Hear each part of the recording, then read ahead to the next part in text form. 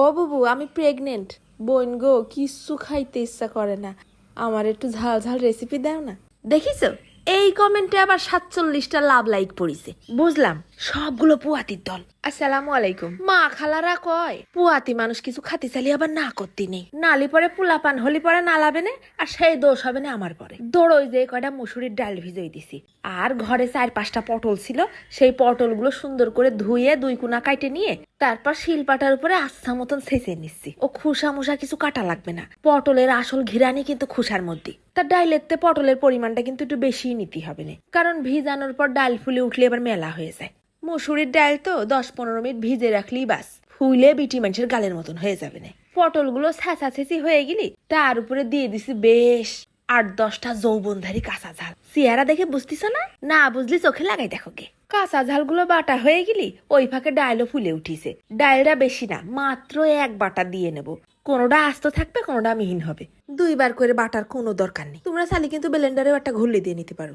তারপরে এর মধ্যে দিয়ে নিচ্ছি কাঁচা ঝাল বাটাটা, এরপর দিচ্ছি সামান্য একটুখানি জিরে। তোমরা চাইলে এখানে জিরে গুঁড়োও দিতে পারো, কিন্তু আস্ত জিরের ভাজা ফ্লেভারটা খুব ফাইন আসে। তারপর দিয়ে দিলাম সামান্য একটুখানি হলদির গুঁড়ো আর খানিকটা নুন। আর একটুখানি ঝাল না হলে হয় নাকি, তাই আবার একটুখানি শুকনো ঝালের গুঁড়ো মেরে দিছি।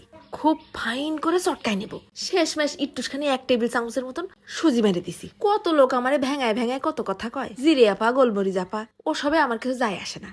আমি ভাই খাবারের ঘিরান নিয়ে স্বাদ নিয়ে খেলা করি। ওসব মনে রেখে দিলি কবে রান্না বান্নার ভিডিও বন্ধ করে ঘরের মধ্যে বসে কান্তি হতো। তারপর দিয়ে দিছি কড়াইয়ের মধ্যে অল্প একটুখানি সয়াবিন তেল। এর মধ্যে ছোট্ট ছোট্ট বড় আকারে প্রথমে একটুখানি ভাইজে নেব।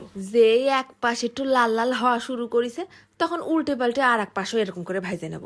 আগে প্রথমে ছোট ছোট করে এইরকম করে এপিট ওপিট ভাইজে নিলি ভাজিটার মধ্যে পেঁয়াজের মতন একটা ফ্লেভার অ্যাড হবে। তারপর বড়াগুলো খুন্তি দিয়ে ভাঙে ছোট ছোট করে নিচ্ছি।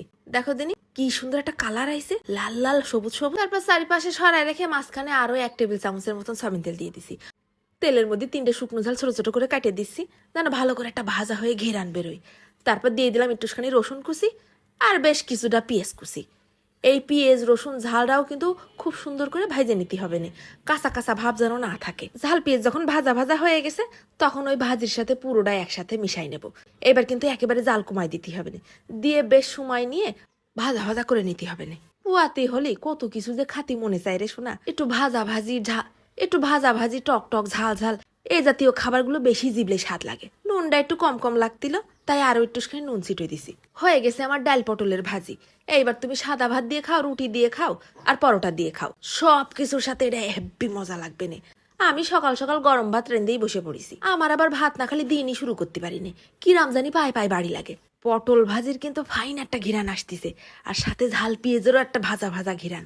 আর ডাল সে তো কি আর কব, মনে হচ্ছে কি পেঁয়াজু ভাজার মতন একটা ফ্লেভার। তোমাদের এই বেশি ঝাল ঝাল দেখানোর চক্করে আজকে আমার সত্যি হাত জ্বলিছে। কারণ ভাজিটা যে শুধু পুয়াতিকের জন্য তা কিন্তু না, তোমার মন চাইলে তুমি ভাজি খাওয়ার জন্য পুয়াতিও হতে পারো।